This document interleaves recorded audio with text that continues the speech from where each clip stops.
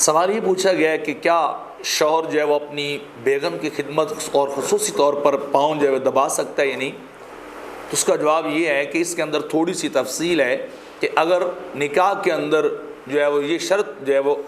عائد کر دی گئی ہو، لکھ دی گئی ہو کہ شوہر جو ہے وہ اپنی بیوی کی خدمت کرے گا، تو یہ نکاح کے مقصد کے خلاف ہے اور اس کے اندر قلب موضوع ہے، مطلب کہ بیوی کی ذمہ شوہر کی خدمت کرنا ہے، اور یہاں نکاح کے اندر بطور شرط یہ لکھا جا رہا ہے یا بطور حق مار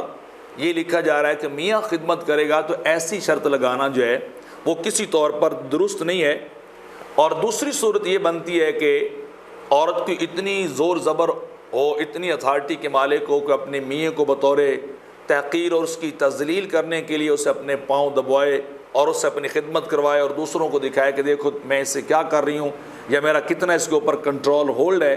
تو ایسی صورت میں بھی اپنے میاں سے پاؤں دبوانا یا شوہر کا اپنی بیوی کے پاؤں دبانا یہ ناجائز ہے۔ تیسری صورت یہ ہے کہ اگر وہ انتہائی زیادہ بیمار ہو جائے تو بطور ہمدردی کے، شریک حیات ہونے کے، لائف پارٹنر ہونے کے، کہ اور کوئی اس کو جو ہے ہینڈل کرنے والا کوئی نہیں ہے، اس کے ساتھ اس کی خدمت کرنے والا کوئی نہیں، بیماری انتہائی زیادہ ہے، تو پھر میاں جو ہے انسانی ہمدردی کی بنیاد پر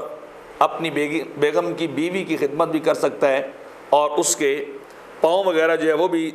دبا سکتا ہے۔ تو اس کے اندر شرعی طور پر اس صورت کے اندر کوئی حرج نہیں ہے، کیونکہ یہ حسن معاشرت ہے اور اس کی خدمت ہے، کیونکہ کوئی ایسا اٹینڈنٹ پاس ہے ہی نہیں، کہ عورت پاس ہے ہی نہیں، یا کوئی اور رشتہ دار جو اس کو مطلب ہے اس کی خدمت کر سکے۔ یہ در مختار کے اندر بھی اسی طرح نقل کیا گیا اور دیگر